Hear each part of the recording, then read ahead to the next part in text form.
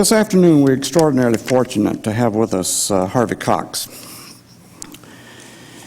Professor Cox is on a book tour promoting his latest book, When Jesus Came to Harvard, Making Moral Choices Today. This book, which as I say is on sale out front, arises out of a popular course that he taught over a period of 15 years at Harvard to undergraduates, addressing issues of moral choices and how we go about making moral choices. And that will be his topic this afternoon. If you saw the write-up in the news press this morning, you'll know that that course was extraordinarily popular at Harvard, drawing 1,000 or more students, somewhat like the Walter Capps course on Vietnam here at UCSB some years ago.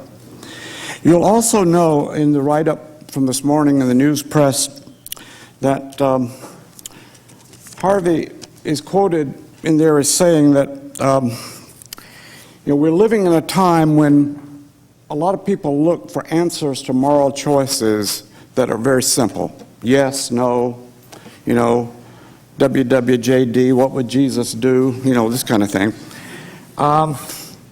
Which he says is not really a bad question, but unfortunately we have a lot of bad answers. And basically he makes a case for saying that, the ethical choices are complex in our age. Maybe they're always complex, but certainly in our age. And we're often crippled, as he says, by so much literalism in our interpretations of biblical text and other religious texts for trying to answer complex questions. And I think what Harvey Cox has tried to do in this book, and we'll hear more about it from him, is to see where our imagination can go as we try to explore difficult issues and make responsible choices. Now, most of us know Harvey Cox because of his first book, written in 1965, the one called The Secular City. In that book, he anticipated many of the features of the modern or postmodern world in which we live that we now take for granted. Pluralism, technocracy, rapid social change, globalization, and of course, secularity. But as in all of his books, and he's written many, about 15 or so, he looks not just at an old world that is fading, but at a new world that is emerging. And rather than bemoaning the world that is in decline, he always looks to opportunities and promises on the horizon. So it was in the 1970s when he saw an emerging cohort of college students turning toward Eastern religions. He anticipated interest in what we now take for granted, or what is now commonplace, interest in spirituality. So it was in the 1980s when he looked to liberation theology as a counterforce religiously and politically in Central and South America. And on I could go, describing how in his many books he forces us to think in new and very fresh ways. What comes through in all of his writings is his deep compassion, his appreciation for the experiences of ordinary people, and his unceasing engagement with the world. In between writing projects, he has stood on the front lines of social action and social protest. Berlin in the 1960s, and later in this country in civil rights demonstrations and anti-war protest, right down to the more recent justice issues of our time. And on a very personal note, I can also tell you that he is a lifelong saxophonist. He plays with a Boston jazz and swing ensemble called the Embraceables, and with another group called the Soft Touch. Ladies and gentlemen, let's give Harvey Cox an embraceable welcome.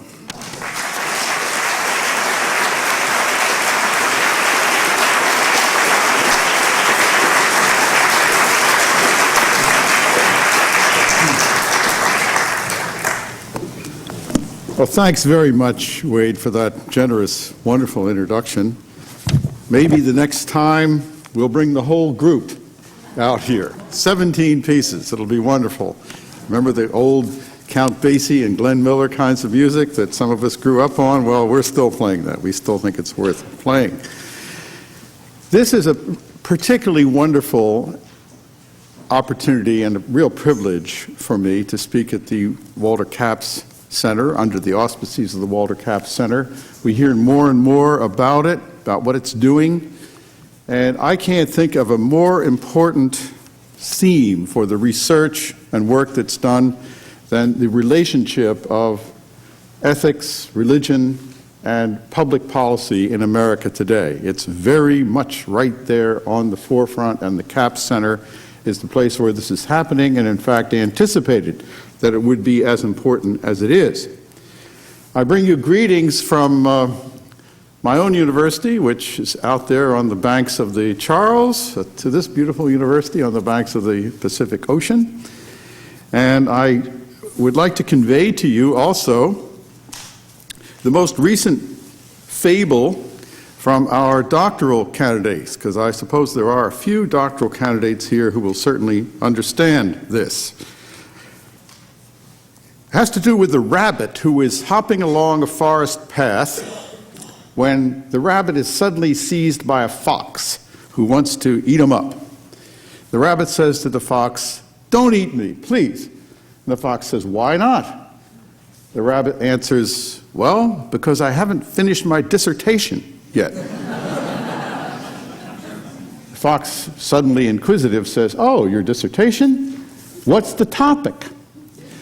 The rabbit says, "Well, it's a semiological postmodern analysis of why rabbits are so superior to foxes."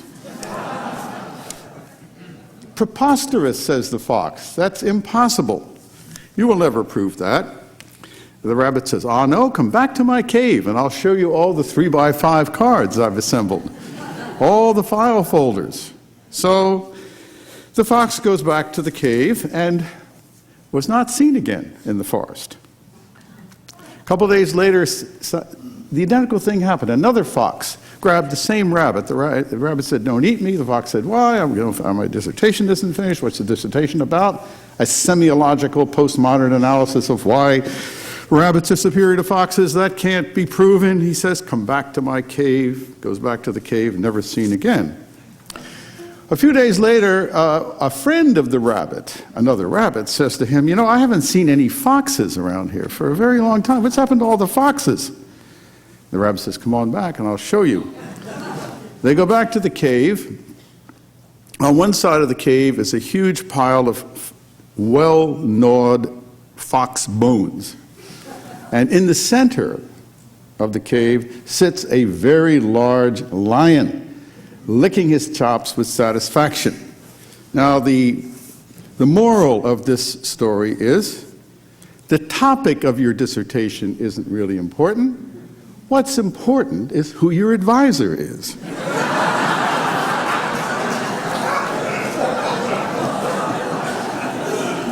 I know every doctoral student here will resonate with that moral.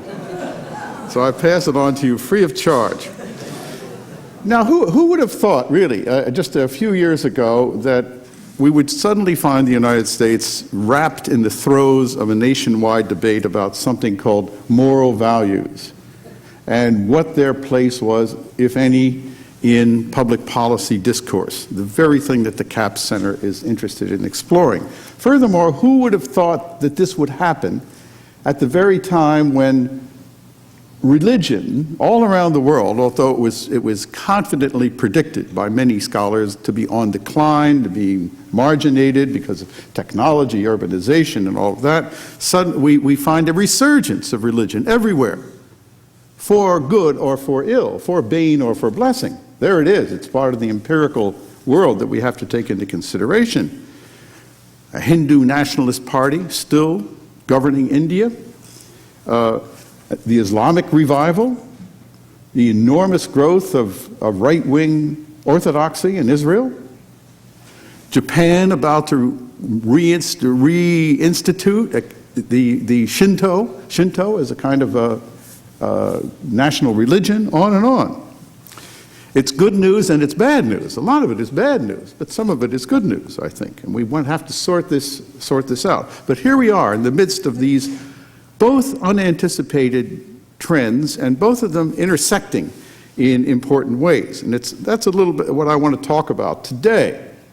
And I want to do that in 4 brief stages so that we have plenty of time left for comments and exchange of questions and so on. I think I'm going to take my coat off. Is that allowed, Clark? Okay. I'm going to keep it. Oh, I'll need it when I get back to Massachusetts. I don't need it here, but here are the 4 points I want to register with you, if I could. First of all, briefly, a map of the moral values debate, the situation about moral values in the United States today, just to locate ourselves. Number 2, something about what let's call the spiritual dimension of moral decision-making, the spiritual dimension. I want to differentiate between spiritual and religion, at least for the moment here, thinking of religion as the more specific, the more institutionalized form, and spirituality as something far more generic and basic, if you will. Third, to ask the question if, in fact, Jesus, especially Jesus understood as a rabbi, among all the other things he is and was, has any relevance at all to moral decision-making today. That'll be the third part. And finally, just a couple remarks about how all this might affect our discussions about public policy, values in public policy, and the kinds of things the CAPS Center is dealing with. Now, before I start with those 4, I want to illustrate one of the discussions that we had in the course that Clark Rufus described to you, called Jesus and the Moral Life, which went on for about 15 years and was built around 2 axes. One axis was the actual decisions that undergraduates were facing. That was fed into the course. The other was simply a reading of the 3 first Gospels, Matthew, Mark, and Luke, a reading of them as narratives, not a hermeneutic analysis or a structural analysis, but reading them as the stories that Jesus told and the stories that Jesus were told about him. Now, the example I want to give, which I talk about in one of the chapters in this book, was a young woman who came in to see me after the course had been going for a few years to ask about her term paper. And she pointed out to me, when she came into the office, the following advertisement in the Harvard undergraduate newspaper. It's called The Crimson. Quote, "We are searching for an intelligent, healthy, and very attractive woman, 19 to 30 years old, of English-American descent, must be 5'4" to 5'7", small to medium build, and with brown or blue eyes. Call such and such and such." Now, does anybody here know what they're looking for? Yes. What? Egg donors. That's right. Egg donors. Furthermore, when I talked to her about this, she said the going price at that time, that was 5, 6, 7 years ago, was ranging around $50,000 for one female egg. She said, I've thought about this, and many of my friends here have thought about it, and I want to write my term paper on this subject, how they're thinking about this choice, because that's pretty tempting. $50,000, especially if you're accumulating some student loan debt. That's very attractive.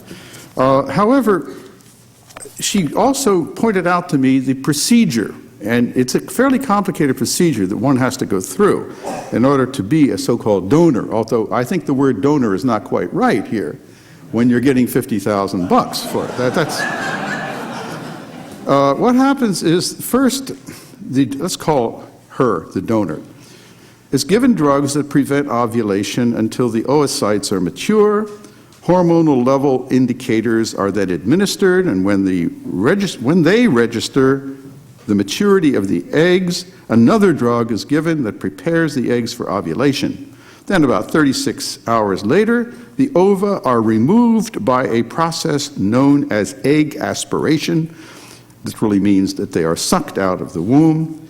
The next step is that the egg is fertilized with semen in a laboratory, implanted in the uterus of the woman, who carries it until birth. So the procedure is a bit complicated, somewhat intrusive, and not entirely without its dangers, as any kind of surgical operation is. Well, I was doubtful about whether she should do this paper, so I asked her, what reading, by the way, in the Gospels might have brought this to mind? And she said, well, it was what we talked about last week, and we saw those pictures of the angel Gabriel coming to Mary and telling her that she was going to have a baby. And I said, boy, this is a long stretch from the original. But look at the power that a narrative has. Once it's told, it escapes from its confines and begins to stimulate all kinds of other thinking. And she said, I kept wondering, why did God pick her with all the other people? Why? I was still doubtful, and she said, please, can't I do this? My name, she said, is Mary. Well, that did it. I said, all right, go ahead. She did, and she surveyed. I helped her work up a kind of a way of a questionnaire and things to ask to find out really how her friends, all of whom knew about this, undergraduate women, they all knew about it, how they were thinking about it, how they were sorting through it. And I want to mention why I think this is such a wonderful illustrative, illustrates so beautifully the kind of thing that I'm talking about here. First of all, it was something that arose from the student's own experience. It was not a case study invented by the law school or the business school and injected. This came right out of her own life. Second, it was an issue which is the result of modern medical technologies, which are churning up new choices like this all the time, choices that those of us in my generation, women in my generation, would not have ever had the occasion to face. And it isn't the last one. Third, it's an inherently ambiguous choice, just as every real moral choice is. On the one hand, you are doing some good for a childless couple who want children and can't have them for one reason or another. On the other hand, your egg becomes a commodity. It is brought into the whole world of the market. It's sold. It's $50,000. It's probably more than that now. And there are other things about it. Fourth, something that should be pointed out right away, the whole advertisement has distinctly racist and elitist overtones. They want Harvard undergraduates, they probably want Santa Barbara undergraduates, they want them within a particular range of height, they want English American stock. There's something here which I think if you were patronizing another kind of business and it said Latinos and African Americans and Asian women need not apply, most of these students would say, no, I'm not going to do that. So it has that element. Also notice that it both is a personal choice that these women, these very young women, some of them, would have to make, and it's also a matter of public policy. The whole issue of the public policy dimension of health research and new health techniques is very much before us. These are political issues. And finally, I think we simply have to admit that asking what would Jesus do about this isn't going to get us anywhere. At least not to begin with. Now, I don't want to dismiss that question completely, but this is really not one in which there's a direct answer anywhere in the Bible for this, least of all in Jesus. Now, confronted with a choice like this, and with many other choices, I want to go on now to my first, to the map here that I said I wanted to sketch out. And the map is as following. Not only students, but I find very large numbers of people, we're all in the same boat in this regard, find themselves dissatisfied with two opposite poles in this whole question of how one works through moral decisions. On the one side, there's what I would simply call moral relativism. On the other side, let's call it for the moment moral fundamentalism or moral absolutism. Most of the students who took the course, and I think many people, thoughtful people, at least have an element of this moral relativism. Many of my students started with it, at least. They became dissatisfied with it during the course. The code phrase for moral relativism was this one: it all depends on where you're coming from. If I heard that once, I heard it 1,000 times. We would have these discussions among ourselves because the course not only had lectures, we had every student in that course in a small discussion group of 15 people led by a graduate student. I trained the graduate students. We always heard this: well, it all depends on where you're coming from. Then, however, we would get to an issue which everybody agreed was wrong no matter where you're coming from. The discussion that brought that out most forcibly was a discussion we had, which I also discuss in the book, about torture, because my colleague Alan Dershowitz at Harvard had published an article suggesting that after 9/11, there's going to be a lot of torture of suspects, and we know this has happened, or detainees, without sufficient oversight by law enforcement officers. He said, his suggestion briefly was there ought to be warrants for one time, like a search warrant given by a judge, a torture warrant. And of course his illustration for this was the classic illustration of the ticking bomb. You have this suspect, you think he knows where the bomb is, 100,000 people are in the apartment house that's going to be blown up. Do you torture him or her to find out where it is? Now, when we first had that discussion in the course, and I invited Professor Dershowitz to come in and discuss it with me, over half the course said, yeah, in that situation, you do. You get the warrant, you torture this person, because torturing one person balanced against saving 100,000 lives, look, that's a no-starter. Of course you do that. But then I tried to make it more complicated because I wanted to press them a little bit. And I said, all right, suppose he won't talk, and the bomb is still ticking. And you have his two children, 1 4 and 1 7, and you bring them in and you say, unless you tell us where that bomb is, we're going to torture your children right here in front of you. Asked the class about that. Not a single one was willing to torture the children. Now, what does this do? It raises the question about their first answer, which was strictly based on what is called utilitarian ethics, the greater good for the greater number of people. What happened to this moral arithmetic when it comes down to torturing children? Is there something essentially wrong? Well, yes, they felt there was. What is it? Doesn't matter where you're coming from. There's something wrong here, but they had a terrible time talking about why. They would say, well, my gut feeling tells me it's wrong. But what if your gut feeling tells you one thing and my gut feeling tells me something else? That doesn't go anywhere in a public policy discussion about things where you need a little more than that. All I'm illustrating here is the students, and I think many people now, realize that there is something fundamentally wrong about moral relativism, but when they look at the other end of the spectrum, they find what I call moral fundamentalism. And there's plenty of that abroad, if you hadn't noticed. It is a very important and all-present phenomenon in our common life. And, of course, the phrase there is, I do know what's right for me and for you, and if you won't do it, I'll try to persuade you. If you can't be persuaded, I'll find other ways to have you do it. I know what's right. Now, this moral fundamentalism comes in two varieties. One is a more or less religious one.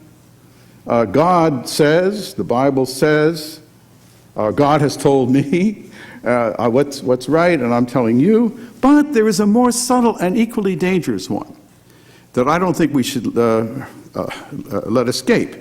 And that is what I once, rather in a kind of an unkind mood, called the business school version of moral fundamentalism, which is, this is the way it's done. You're going to succeed in business, here's how it's done. Don't ask questions about the moral dimensions of this investment choice or this choice of where to, who to fire, who not to fire, how to do. Don't ask about that.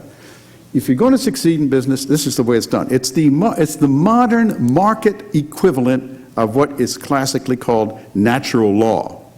There it is isn't to be tampered with, you fit into it, you don't challenge it. That's a kind of moral fundamentalism. And after a while, students also get very uncomfortable with that.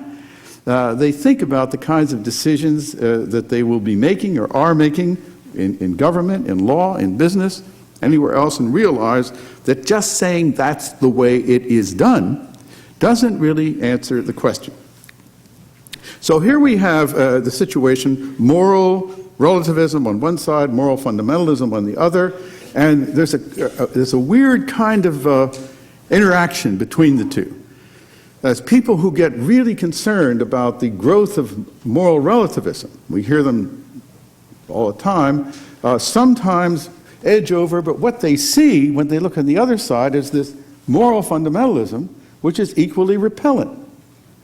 And then people who are, I guess, accurately described as moral fundamentalists, one way or another, become uncomfortable with that, and then they look over here and see moral relativism, and they don't like that either. Now, this can either be seen as a horrible dead end, a cul-de-sac that we find ourselves in as a culture, or it can be seen as a great opportunity to expand and deepen and amplify the whole discussion about moral values in America. And I think it's the latter, and that's one of the reasons why I think the Walter Capps Center is such an important place. I wish there were more such places in various universities and other places around the country. Get this discussion out, try to understand the nuances and the background. I'm going to say about something about that in just a moment. Now, what about the spiritual dimension of moral decision-making?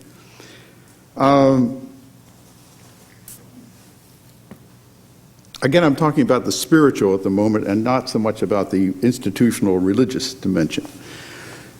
People experience a moral choice with two interlocking dimensions or elements to it.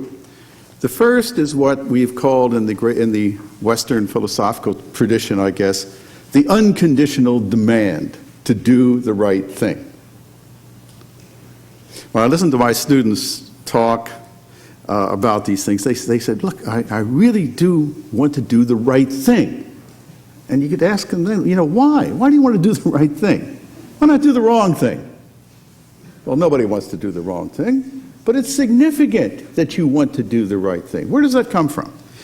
Well, we have religious definitions of that, philosophical definitions. We have Kant talking about the categorical imperative that we all feel as human beings, or you could talk about the Torah, you could talk about the Sermon on the Mount, or the conscience, or the imago Dei. There's all kinds of language, but the idea that there is a moral demand which we experience as unconditional, as something we really have to respond to and not try to wiggle out of. Now, that isn't to say that if we know what the right thing to do is, we're going to do it. That's another issue. Talk about that in a moment. The second part of this, let's call it the phenomenology of a moral choice, is that we experience ourselves as somehow fragmented or torn or at least impaired, finite, you might say, or even sinful or capable of self-delusion as we struggle through moral issues. We all know that. Every single person here knows, has experienced that. Both of these things are happening. Often they are not talked about with spiritual or religious language, but there they are, and they are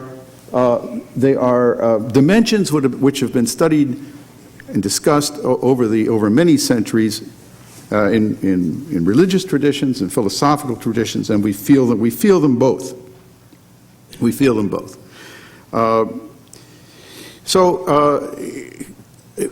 found that was useful. Here I rely on my reading of the philosopher Wittgenstein, who said if you listen carefully to what people are talking about in their ordinary speech and follow that carefully and look behind it, you'll find that there are philosophical, and Wittgenstein said, religious elements, maybe unconscious to them, certainly not explicit. Let me call them spiritual elements today. And I think he's right. And this is what I was trying to help my students do, and what I think a program like the CAP Center might help other people do, to realize that one does not have to be drawn to one or another of these two extremes. There's another way to go, although it's a very, very demanding way to go. Now, I remember a wonderful session that we had in the class, because it's really so illustrative of where they all were and are, where we are. One student said one time in a discussion, well, he said, I don't know about all this, but I'll tell you, my philosophy, my religion is I'm a Polonian. I said, do you mean an Apollonian? He said, no, a Polonian. Now, he was referring to Polonius. All right, in Hamlet. I guess he'd just come from a course in Shakespeare or something. He decided that he was a Polonian. And what he meant was this. You know the famous line from Polonius as he's saying goodbye to Laertes. He says, this above all, to thine own self be true. And as follows the night the day, thou canst not be false to any man. Now that's wonderful advice as far as it goes. But the other students quite rightly said, yeah, but who is this self to which I'm supposed to be true? That's what's bothering me. What kind of person do I really want to be? Who am I? Who do I want to be? What kind of a person do I want to be? So I found, and I think we would all find if we thought about this carefully, that when you press moral choices back far enough, hard enough, you come to this question of selfhood, of personal identity, of corporate identity of the whole society. How does America make choices as a society? What kind of society do we really want to be? The kind of society we have now, the kind of choices that are being made, or is there some other way we could be as a people or as individuals? When I talk about these two different dimensions of a moral choice, the demand and the confusion and the tornness, the students will often talk about the tornness that way. They say, I feel torn, I'm conflicted. Things are pulling me in different directions, and what to do. And I have to go back and say that good old St. Paul, even though I don't agree with everything about St. Paul, he was a pretty apt diagnostician of the nature of human moral choice. When he said, the things I want to do are the things I don't do, and the things that I don't want to do are the things that I do all the time. How am I going to get out of this? And he also said at another point, of course, the Hebrews have the law given to them by God, but the Gentiles have exactly the same thing in their nature. So we're all equal in that regard, except none of us live up to it. So he had all of these dimensions in his own thinking, and I've become more appreciative of at least that part of St. Paul's thinking over the years. Okay, now I'm down to point 3, and this has to do with Jesus. The course was called Jesus and the Moral Life. Here's how that happened. When the Harvard faculty looked around and decided that many of our graduates, even though they were highly competent in science or history or psychology, political science, all the rest, we thought we were doing a pretty good job in preparing them in that way, didn't seem to be as articulate or as thoughtful or as reflective when it came to applying what they were learning in a morally responsible and mature way in their occupations and professions once they got out. And it was a little embarrassing. We were reading in the paper about prominent Harvard grads caught doing insider trading or things like did we miss something while they were coming through here? So they passed passed a rule that every Harvard student had to take one course in moral reasoning before he or she graduated. One course in moral reasoning. And they offered 35 courses. 35, so you had a choice of what kind of moral reasoning you wanted to study, thus making it even more complex.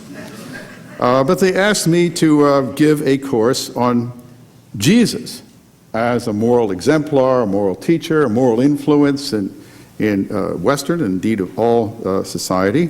And I was frankly very, very apprehensive at first. I didn't, for a number of reasons. I thought, look, we have a very mixed student body here.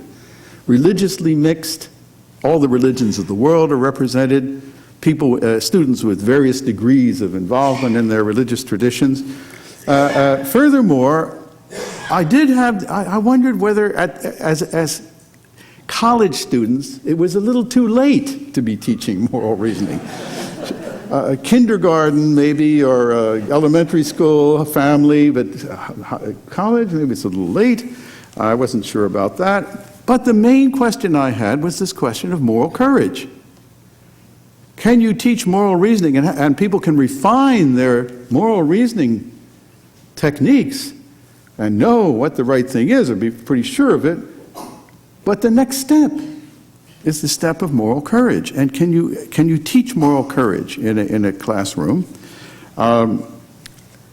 Now, I have to say, just as a kind of a parenthesis here, the way I eventually came to believe that, in fact, you can do that a little bit, at least, is to expose students to the lives of people who were influenced by Jesus in this course, although you wouldn't have to do that in all courses. People who were influenced, who showed moral courage. I think we learn moral courage from examples of people.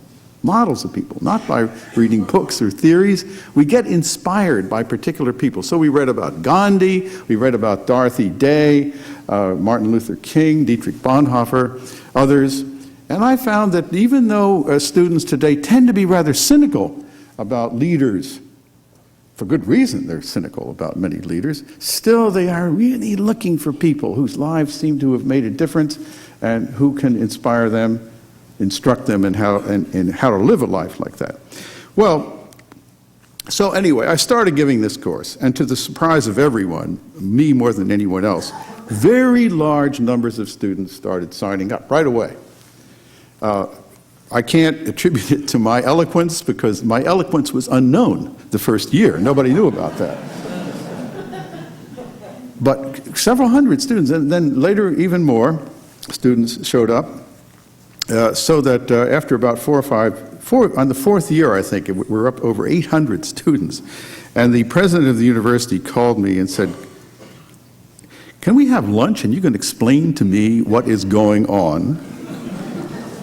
So we had lunch, and I tried to explain to him, but what this told me was that there's a difference between that generation and the generation preceding them who didn't have the same kind of uncomfortable, searching, and inquisitive mind about moral issues, about even religious questions, and the administration had rather misjudged how many people would be interested. Now, of course, there are other reasons why more people took this course. I remember one young man, when I asked him, I used to ask people each year, why did you take this course? Rather than one of the other, there's some very, very good other alternate courses in moral reasoning. One young guy who was a chemistry major, I think he was a junior, said to me, well, I looked through the list. I knew I had to take one course in moral reasoning, and I didn't know who this guy Descartes was. But Jesus, I'd heard of Jesus, so I thought, why not? So I had a little of that going, I think. I also, to my great surprise, found that large numbers of Jewish students, Muslims, Buddhists, and others took the course, were very eager about it, and of course the Muslim students year after year pointed out to me how important Jesus is in their faith. He appears in the Quran. He is one of the prophets. And the Jewish students knew that he was a rabbi and that he was in the tradition of the prophets. If they didn't know, they knew at the end of the course. While we were teaching the course, both the Dalai Lama and Thich Nhat Hanh wrote Buddhist interpretations of Jesus. So in other words, I discovered, to my satisfaction, that the churches do not have a monopoly distribution license for Jesus. Jesus has gotten out of the clutches of religious churches, and I think it's a good thing. Well, let me say, I think it's a mixed thing, because when you look at some of the books in bookstores, some of these extremely weird books about Jesus, need I mention the Da Vinci Code and Jesus' marriage to Mary Magdalene and all. There are some really quite bizarre elements out there. But I think the fact that Jesus is now seen by a wide range of people who don't consider themselves Christians or not Christians as an important and perhaps even a very important or central moral exemplar and teacher is a gain. I think it's a gain. And when we were reading Gandhi, for example, it became clear that here was a guy who never became a Christian, but who said he was influenced more by the Sermon on the Mount than anything else. Now, another thing the students liked immensely about Jesus is that he was a taboo breaker. They liked the fact that he challenged the religiously sanctioned moral and social taboos of the time by consorting with centurions and prostitutes and sinners and tax collectors and all the rest. He seemed to delight in that. And they like that. They're young people really. And I pointed out this is not unusual. You think about the prophet Amos thundering against I despise your feasts and your solemn assemblies, but let justice roll down. Or think of St. Francis with his criticisms of the papacy and its power and wealth. Gandhi began his campaign against the British Raj by directing his nonviolent program against the Hindu temples because they were excluding the untouchables. Time after time, the really breakthrough figures in religious history are these taboo breakers. I see this as a rejection of moral fundamentalism, of moral absolutism, moral legalism. That spectrum, that part of the spectrum. But carefully read, Rabbi Jesus, and I did point out time and again that he was a rabbi. He was called rabbi in the Gospels. He was a rabbi. He directed people, he did not accept moral relativism. He did it by taking the moral tradition of his people, the prophets, the Torah, and looking for the inner spirit, the inner essence, the intent, and getting people to relate to that rather than to the letter of the moral law. He does that time and time again. Most importantly, however,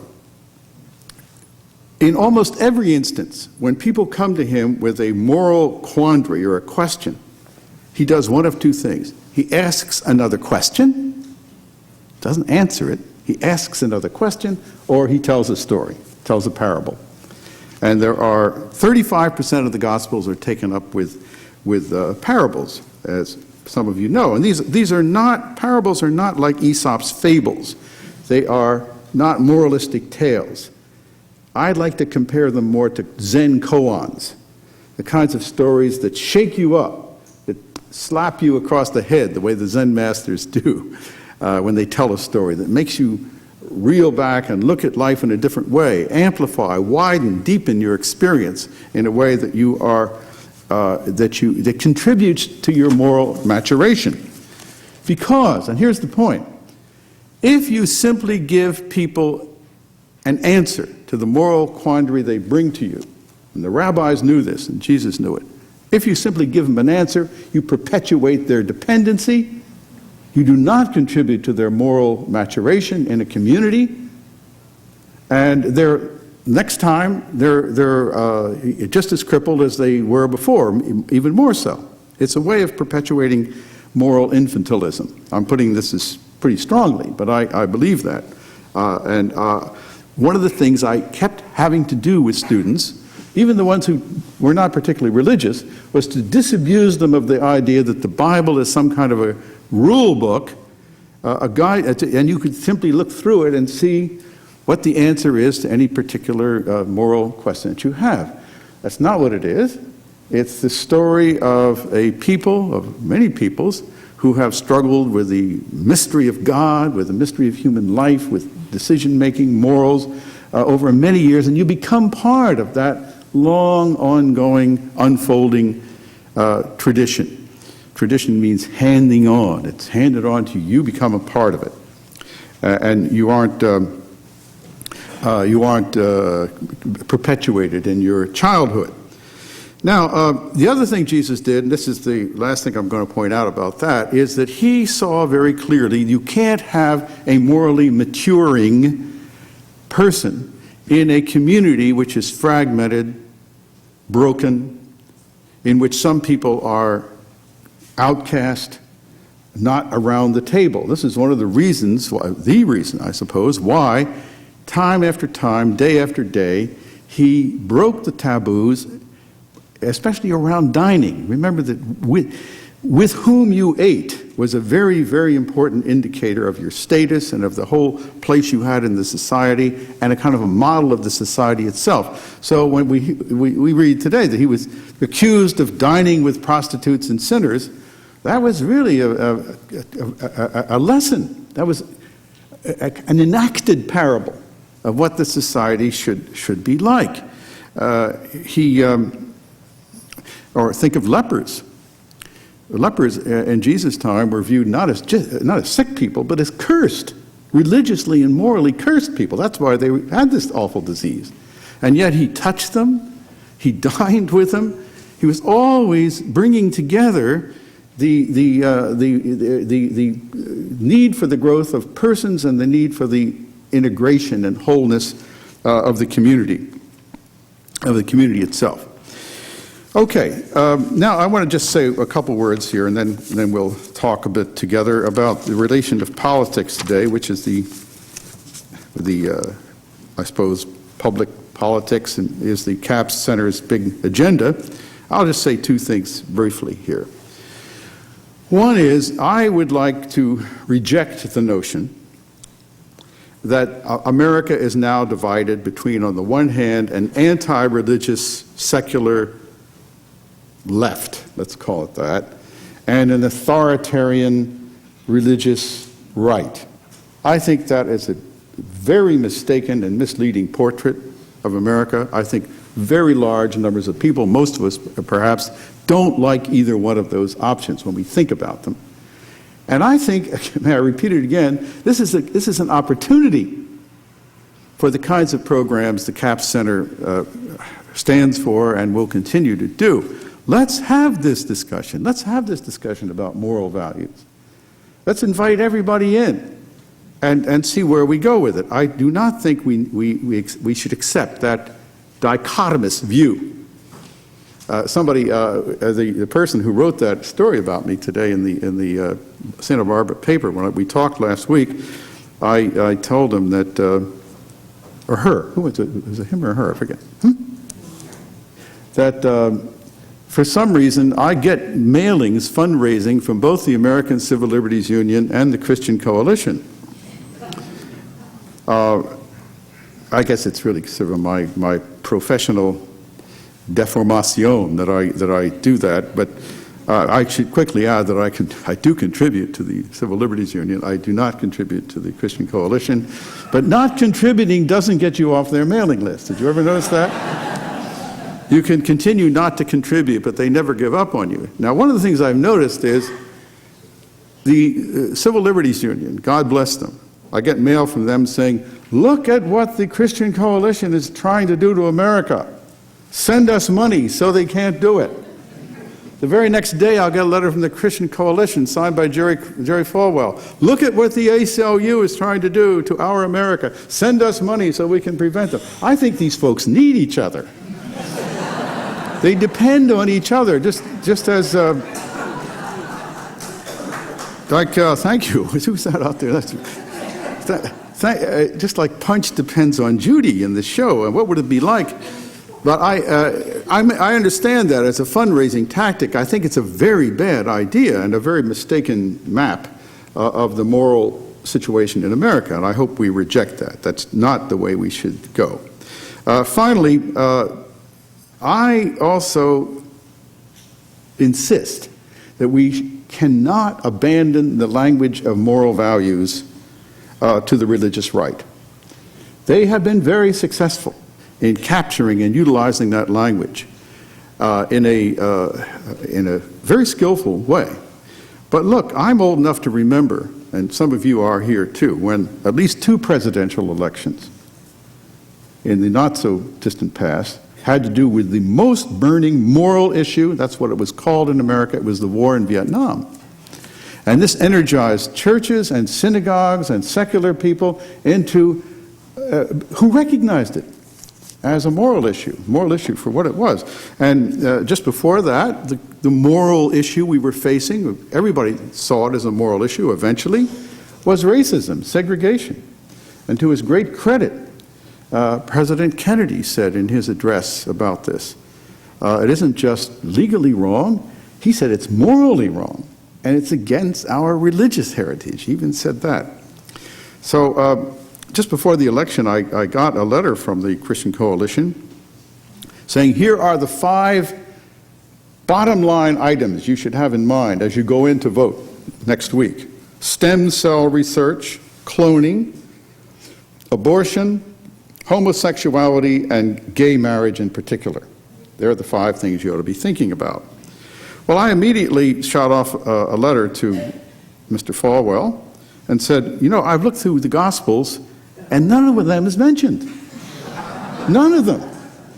But there's a lot in the Gospels about poverty, about poor people, about peacemaking. So now, I guess what I'm saying here is, I think we shouldn't avoid a discussion about the spiritual dimensions of moral decision-making and about the public policy aspect of it, just because the religious right has tried to capture that language. We should not let them do that. We should challenge them. We should have this discussion, and I think we have the resources to come out of it pretty well. And now is the moment. The country is ripe now for just such a discussion. So here we are. I've talked about the map and the equally repellent alternatives, the spiritual dimension, which I think is present in all moral decision struggles, the possible role of Jesus, at least for many of us, maybe for a lot of us, as we think about moral decision making, and about the great opportunity we have in the realm of political public discourse. Thank you very much.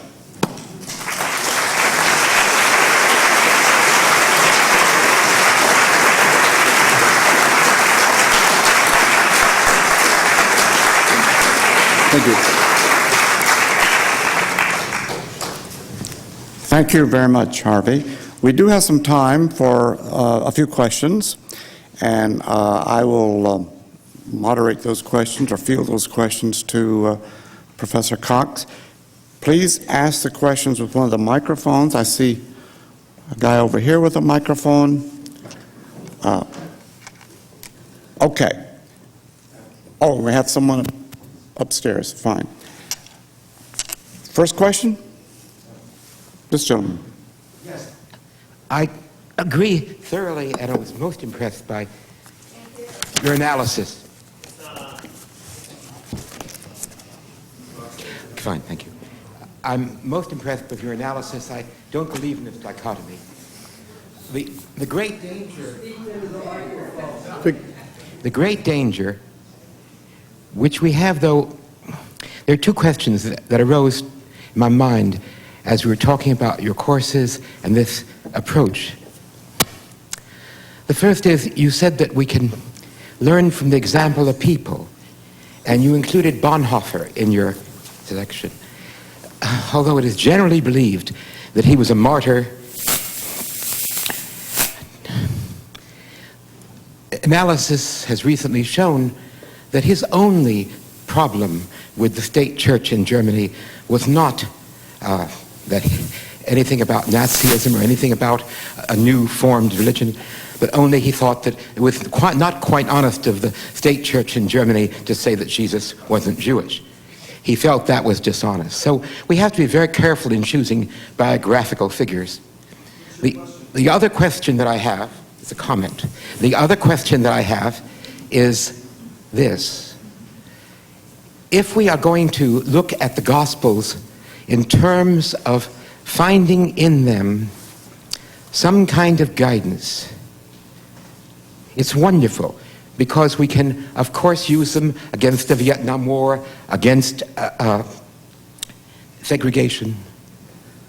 But it does not solve the question that probably your administrator was thinking about. The question of why these were written, for what purpose they were written, and whether there is any historicity to Jesus. Yeah, well, could you rephrase? Well, I guess the first question had to do with Bonhoeffer as an example that you were using, and the second question has to do with the historicity of Jesus. And why the parables were written and so on. Yeah, of course, there are no perfect examples, and Bonhoeffer is not perfect. Martin Luther King certainly isn't. Gandhi had his own funny eccentricities, as we all know. We read about his life. There are no perfect examples, but there are people who struggled valiantly with making hard moral choices and made choices which often cost them their lives. And Gandhi and King and Bonhoeffer were among them. I think Bonhoeffer's, although he began, you're right, with his opposition to the state church and its anti-Semitism, he moved further than that. And eventually, as you know, joined the plot to assassinate Hitler, had a difficult struggle with himself because he had been a pacifist. Is he really willing to pull the trigger and kill Adolf Hitler? So and he decided if necessary, he would. But I agree, there are no perfect exemplars. But those people are better than some of the ones that are held up to us in some of the mass media. Gosh, I almost said the Terminator. I shouldn't say anything like that. But I think you know what I mean. Now, about the historicity of Jesus. Look, there isn't a responsible scholar in the world today who doubts the historicity of Jesus. There's a whole range of new material, Dominic Crossan's work, Borg's work, there's new archaeological material, there's Dead Sea Scrolls and Nag Hammadi texts. Who he was exactly is, of course, in dispute, and how much of the Gospels is historical is in dispute, but his own historical existence is certainly not in dispute by any reputable scholar. Now, the way I taught the Gospels, and not everybody would do it this way, I didn't pay much attention to their historicity or their original purpose. I think once a story gets told, if it's a good story, it takes off. It has a life of its own. It begins to evoke imagination and ideas and associations which maybe the original writers never thought of. That's what's great about a good story, and I think Jesus' parables are fantastic examples of just that kind of story. Yes.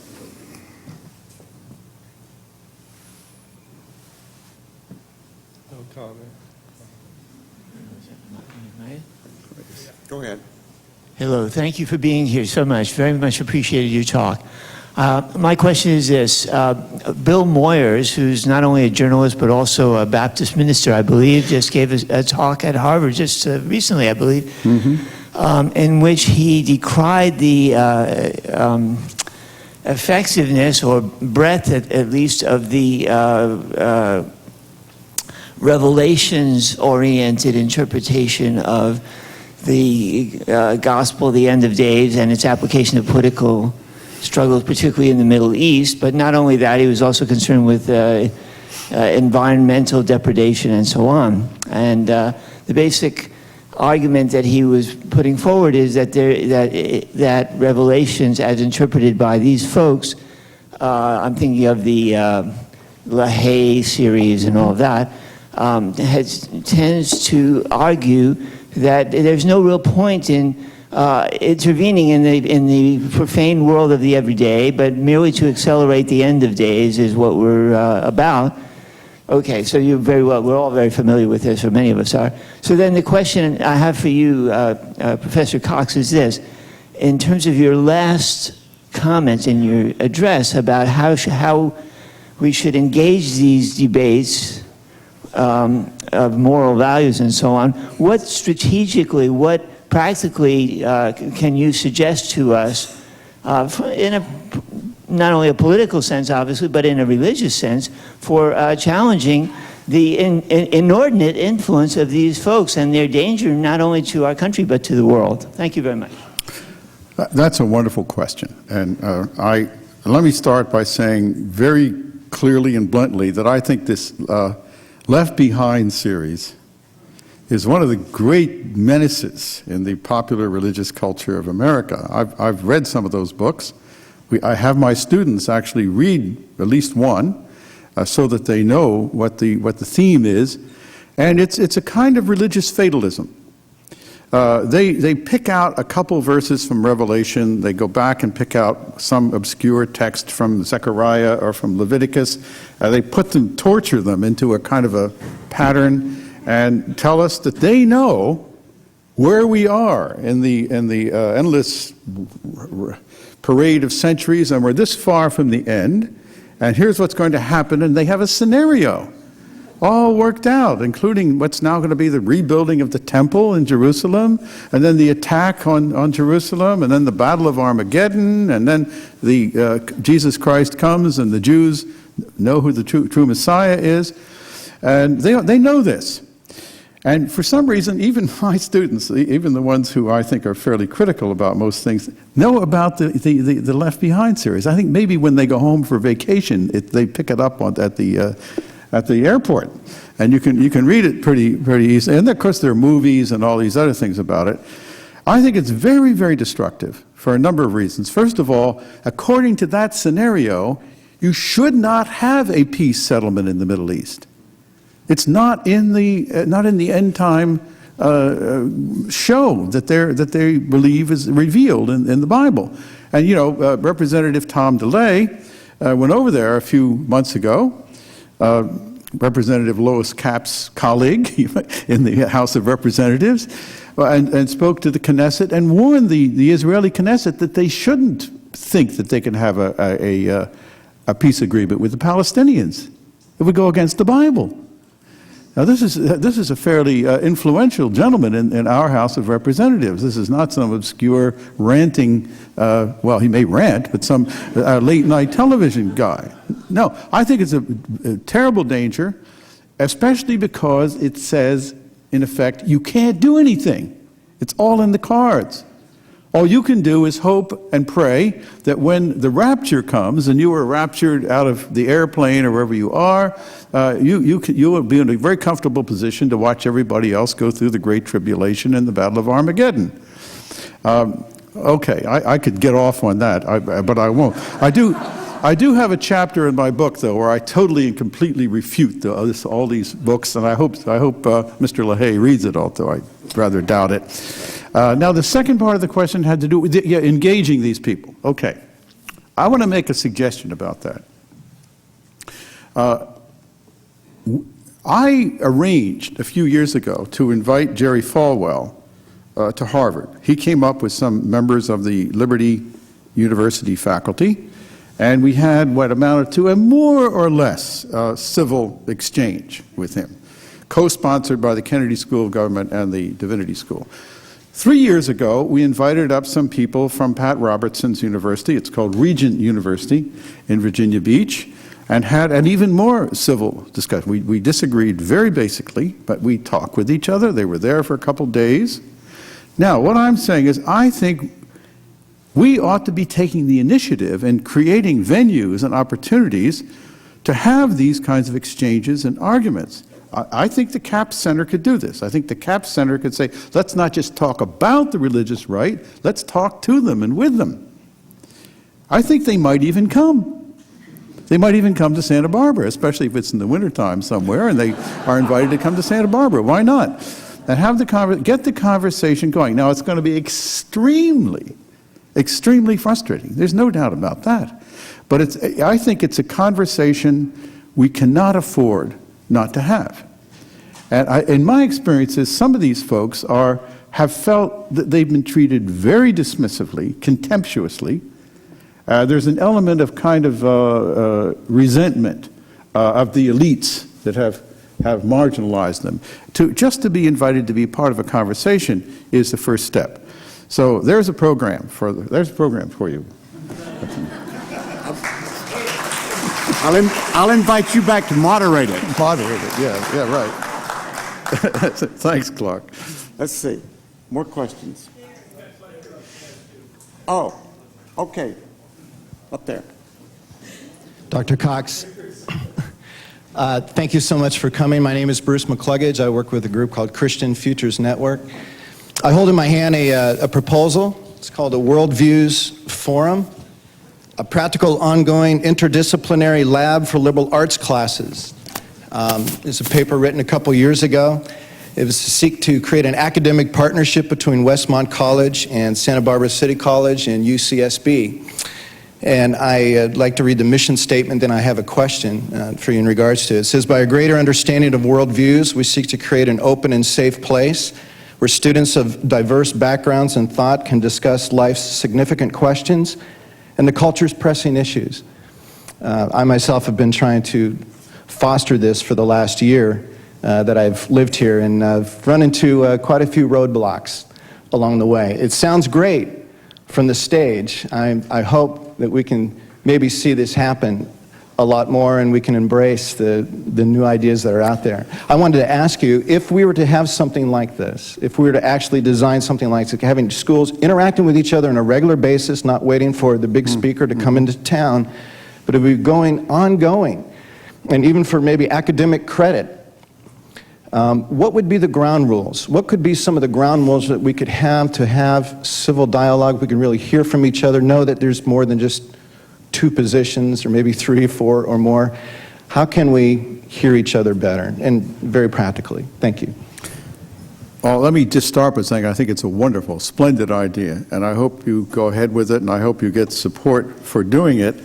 I told Clark that just a couple days ago when I was in Los Angeles, I gave a talk on my book to a very crowded auditorium of students at Fuller Theological Seminary, which is thought of as an evangelical seminary, and was very well received. And met with a group of students afterwards.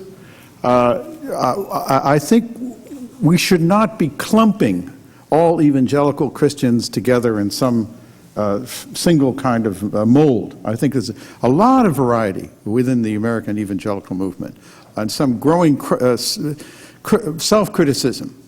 So let's not stereotype people, and I think having the kind of conversation you're talking about there is a great idea.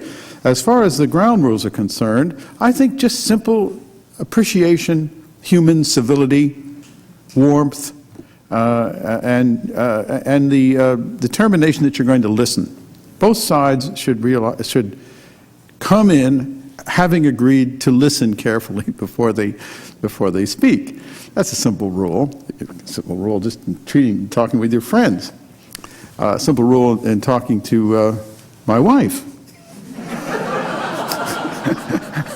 I always respect that. Well, yeah, we try to both respect that. But to listen before you speak, just some simple things like that. I think you'll be surprised at the degree of responsiveness, and you may not get to right away to agreements, but I think it will help in exactly the kind of process we need in the country now. And I think this is a place where you could do it.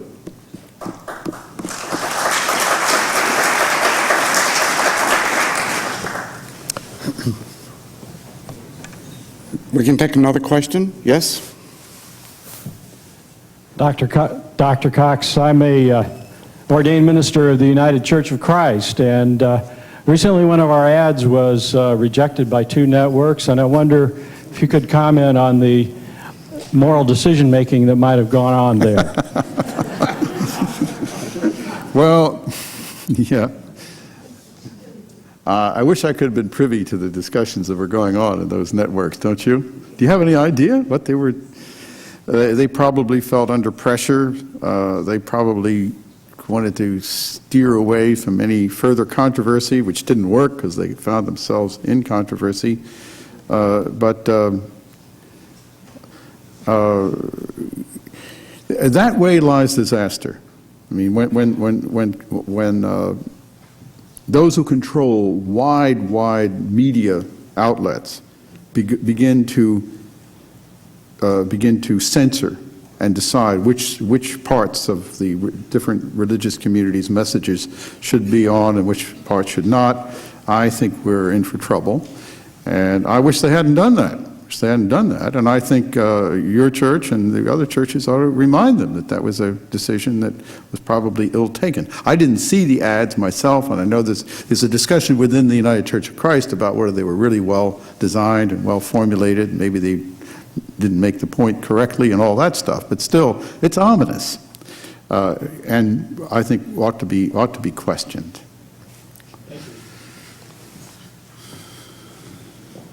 Right here.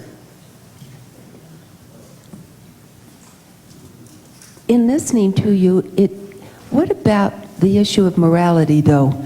I have no idea what your advertisement was, but if people are going, let's say, decide to have a commercial on the issue in which they will generate hate, don't we have a moral responsibility, even if we are the network people, not to allow that to be broadcast out? I don't know that I've said it very well, but where does our morality come in terms of our freedom of speech and what we should be allowing? And this, sir, excuse me. Sir. Sir? Yeah. I don't know anything about the United Church of Christ or what you were going to put on. So this has nothing to do with anything that you might have said. Your question is more general, I understand that. Yes, it's a question of... UCC.org. You can see them.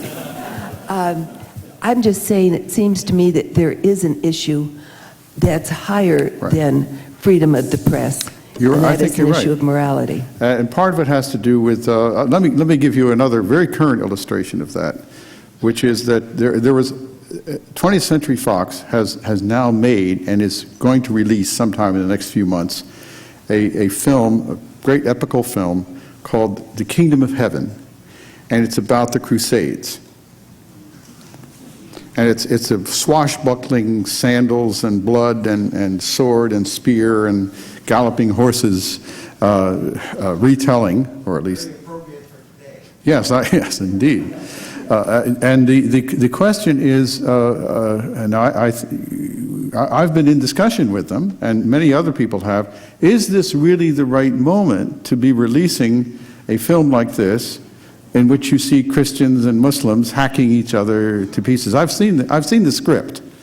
I've read the script. I even had some of my students read the script.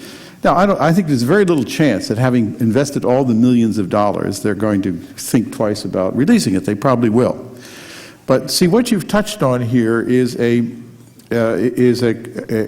question that we deal with a lot at Harvard, because we have a lot of people who come there who have been in or are in journalism and come there for a semester to think through exactly issues like this, the public policy aspects of journalism and the media. And many of them are very, very honest, sincere people who daily struggle with this sort of thing, and realize that simply freedom of you haven't said it all when you've said freedom of speech. There's something else. There are other elements that have to be referred to and brought into the discussion in each case. You can't simply rely on freedom of speech. So I don't have an answer. I just want to commend you about the seriousness and the scale of the question that you raise. Also, something which I think, I don't want to overburden the CAPS Center, but I think this would be something else that could be taken up here. And if you do it sometime in the winter, I'd be happy to come out and participate in that discussion.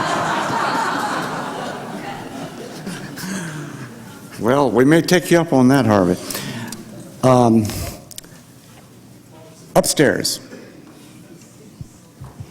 Sir, would you mind the question about your own personal religious preferences and how you reached that preference? Depends on what the question is. The question, sir, is your own personal religious practice, and if you wouldn't mind the question.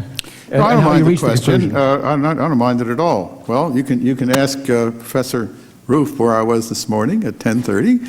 I was attending with him Trinity Episcopal Church. I'm a regular Sunday churchgoer. I miss it if I don't go. I'm in search of the perfect church. I haven't found one yet. If anybody knows one, I'd like to know. Just like all exemplary people, there's always something a little flawed, and I suppose that's true of any church. I started out as a kid in an evangelical Baptist church, and I still have some of that. I haven't left it all behind. But I have become increasingly interested in the relationship of Christians to other religious traditions.